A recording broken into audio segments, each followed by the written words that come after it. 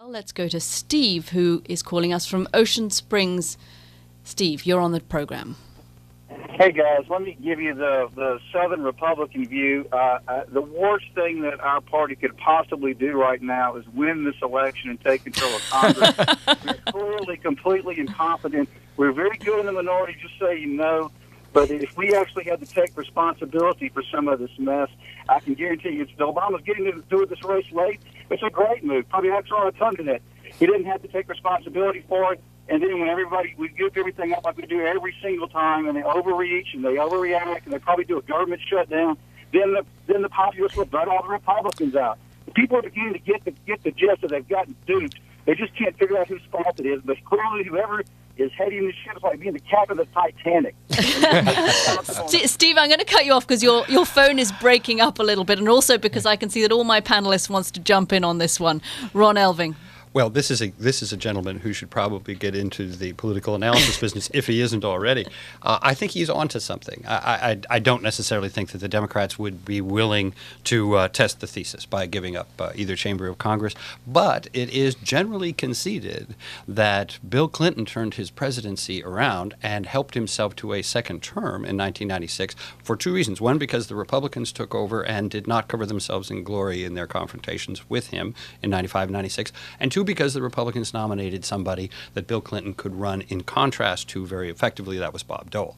So the caller is on to something. If the Republicans have a lot of success this November, they're going to have a lot of responsibility for what's going on in the country next spring, and I suspect there will be much to answer for.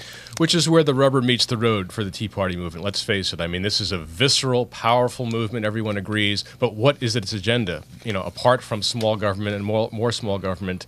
So to the extent that the Republicans do have to take control of some of these committees if they take over the House, for example, this will be a test. So the caller's right about that. And getting back to what Ron was saying, I mean, Newt Gingrich to this day is still trying to defend himself against what he did during the government shutdown period in 94, 95, which did indeed lead to a dramatic re-election for Bill Clinton. Well, Melinda, I think this is a really interesting question.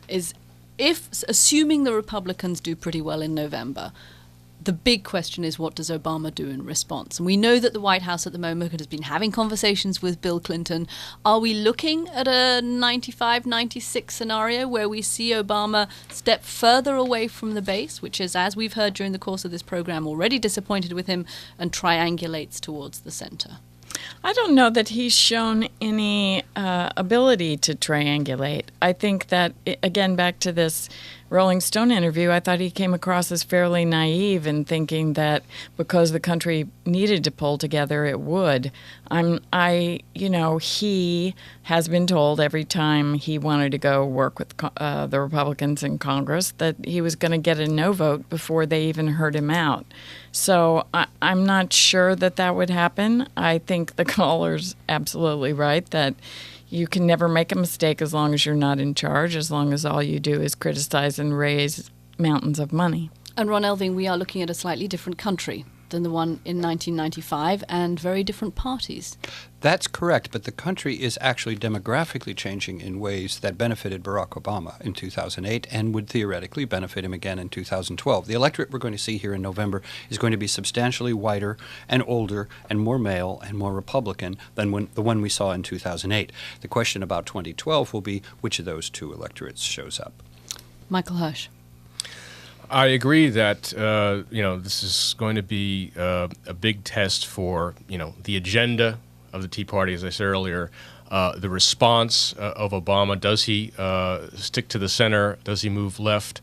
I actually think, and I agree with Melinda's analysis, I think he's been naive in terms of his outreach to the Republicans, but I think he's also awkwardly, and Ron was part of this, trying to triangulate him. And part of the problem with the bills, the reasons the Democratic base is unhappy with them, is that there was all of this compromise. Michael Hirsch is chief